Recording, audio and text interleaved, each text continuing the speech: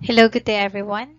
So today we're going to talk about mathematical language and symbols, Module 2, Part 1.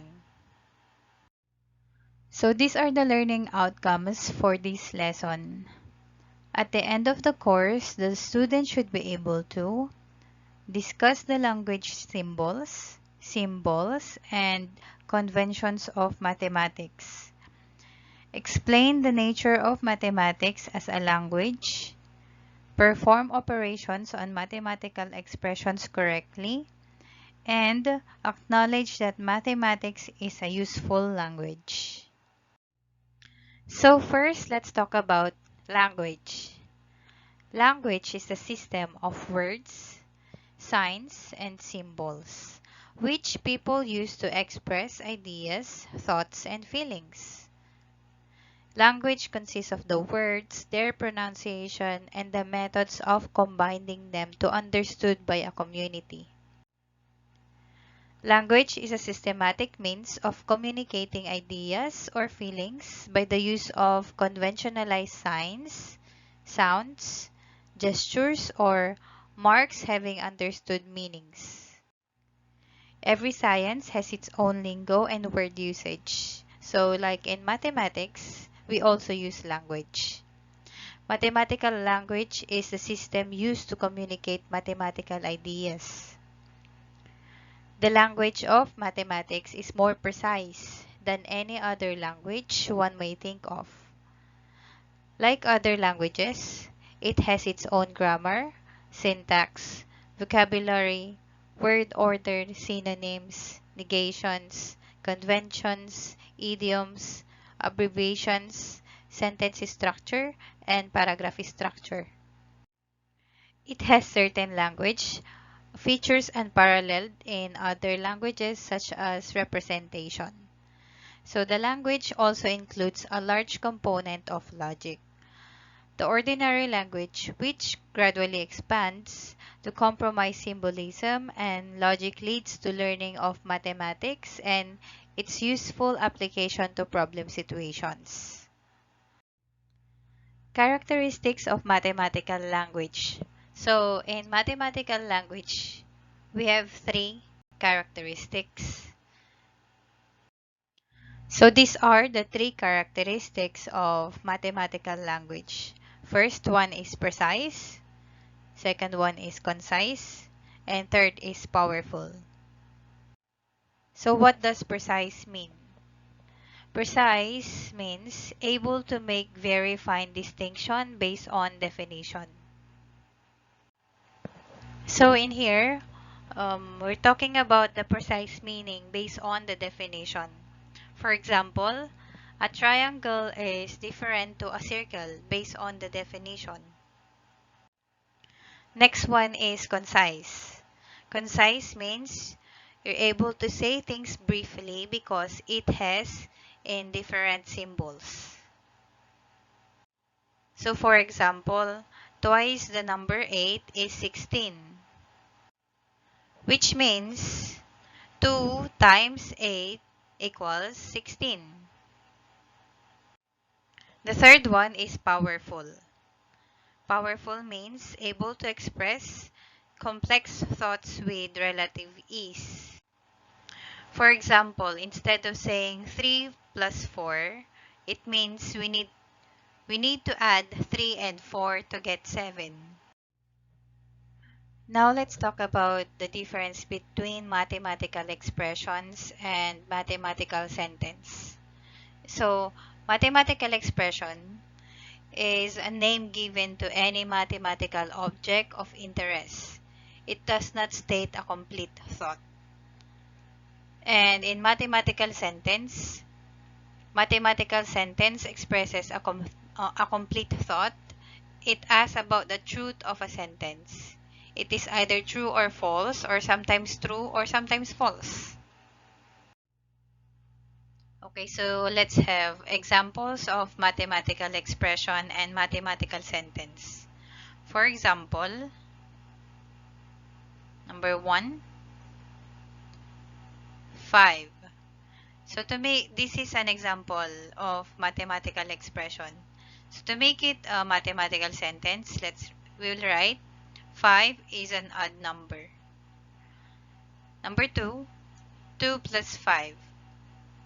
So this is an example of mathematical expression. To make it a mathematical sentence, you should write 2 plus 5 equals 7. Number 3, 5 times 6. Then to make it a mathematical sentence, 5 times 6 equals 30. And then number 4, quantity, 4 plus 5, quantity minus 2. To make it a mathematical sentence, quantity 4 plus 5, quantity minus 2 equals 7. So what do you think is the difference between mathematical expressions and mathematical sentence? Okay, so as you can see, here, to complete a mathematical sentence, there's the word is or the equal sign, right?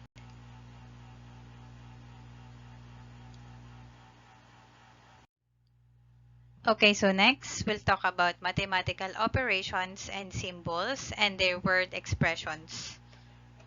The first one is addition.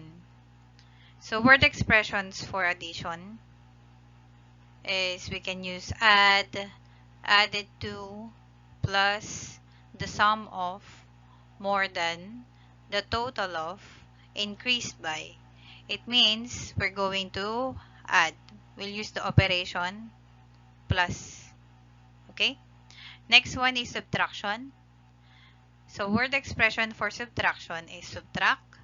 Subtract from less, minus, less than, decreased by, diminished by, difference between. Okay, so if you read these word expressions, we will use the operation subtraction or we'll use minus sign. Multiplication, sometimes we use the multiplication sign or parenthesis, and also sometimes we use the dot in the middle. Not the decimal point, but dot in the middle. Okay, so the word expressions for multiplication is multiply times the product of multiplied by times as much as. Okay? Next one is division. We use this one, division sign, or that one, or we use this one, 4 divided by 2, like this. So the word expression for division is divided by the quotient of, the ratio of, equal amounts of, and per. And last one is equation or the equal sign. The word expression for equals or equation is equals, is equal to, exactly as, equivalent to, as similar to, or the word is. Writing expression and equation expressions are numbers and or variables that are connected by operation. The operation that I talked about earlier, which is addition, subtraction, multiplication, and division. So an equation usually has words like equals, is equal to, or is. Okay, so how do we convert the English sentence into a mathematical equation? We have example, 12 and a number is 16. So step 1, we need to identify the variables and or constants. So let's get the constants first. Constant meaning yung mga hindi nagbabago. And variables means yung representation of letters. So constant. So we have 12. The word 12 is 12. And 16 is 16. Right? Then we get the variable.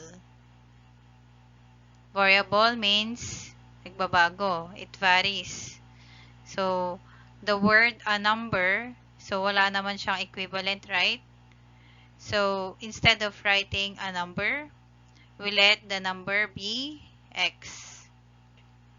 Step 2, determine the connectors or operations.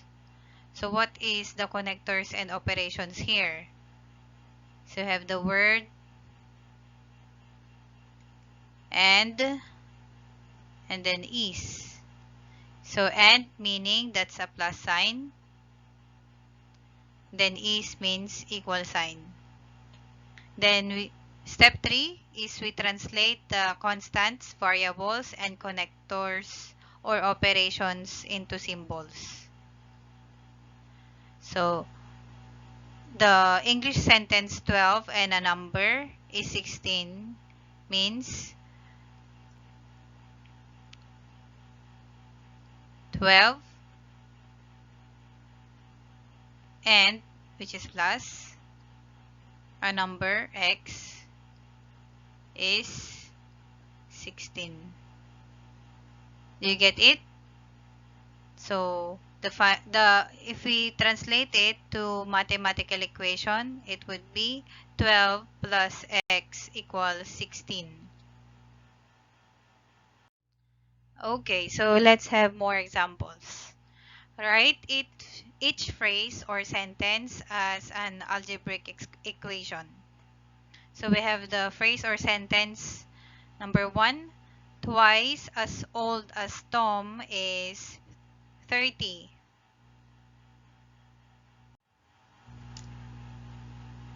Okay, so the word twice means 2 times, diba? Or we can use parenthesis.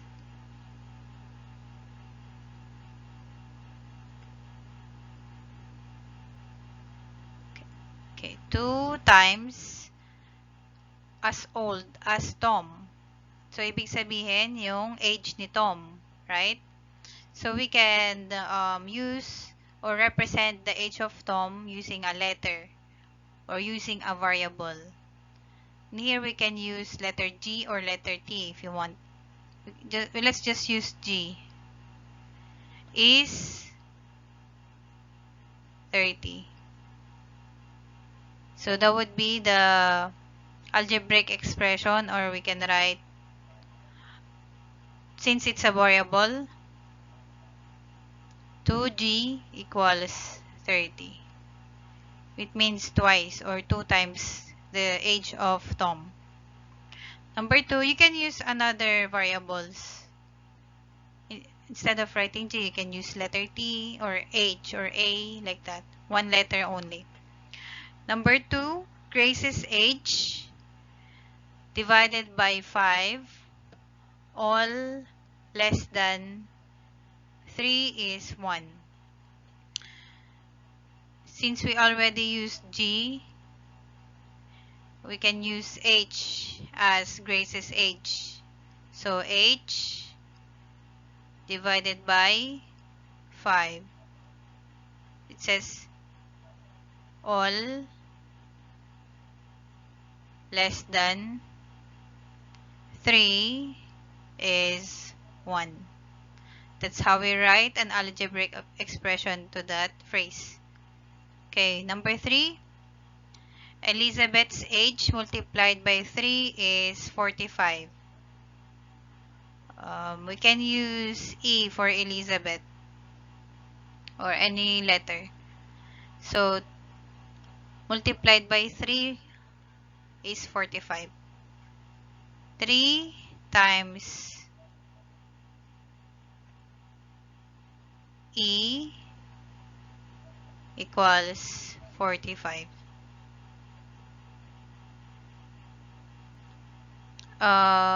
Number 4. the ratio of 24 and the number of workers is 6. The ratio means yung ganito, di ba? Or over, or division can be. So, the ratio of 24 and a number, we can use X or Y, any letter that you want, the number. So, divided by X equals 6. Amy's age less 2 is 21. So, let's say A for Amy's age. Less, it means subtraction. Minus 2 equals 21. Okay, do you get it? Okay, so as you can see here, we can use different letters for representation as long as kung ano yung ginamit mong letter talaga dito, that would be the letter that you're going to use to the expression or the algebraic form. And then, see, what else? So, this one should be 3. 3k equals 45. So, the final answer should be twice as old as Tom is 30. 2g equals 30. Grace's age divided by 5, all less than 3 is 1. So, h divided by 5 minus 3 equals 1. Elizabeth's age multiplied by 3 is 45. So, 3 dapat yan. 3k equals 45. The ratio of 24 and the number of workers is 6. 24 divided by y equals 6, or we can also write 24 over y equals 6. Amy's age less 2 is 21. So, represent this as f, yung Amy's age. F minus 2 equals 21. So, ngayon naman, babalik na rin natin. How do we write English sentence or mathematical sentence for the algebraic expression? So, number 1, we have 6 plus A equals 40. So, we can say 6 more than, kasi more than means addition, di ba? A number is 40. So, this should be in all in words. Okay? Number 2, 5b equals 40. So, kapag magkataping ganyan, it means it's multiplication. So, I can say 5 multiplied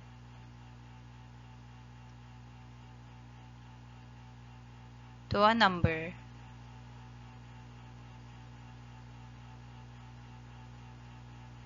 is 40. Okay, next, C divided by 5 equals 40. We can use like the other example earlier, the ratio of a number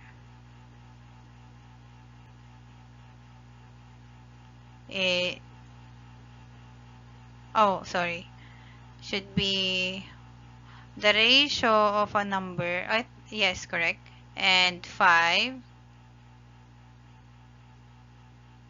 is 40. Then last one, 2m, it means that's multiplication, or you can say twice, because 2 times is also twice.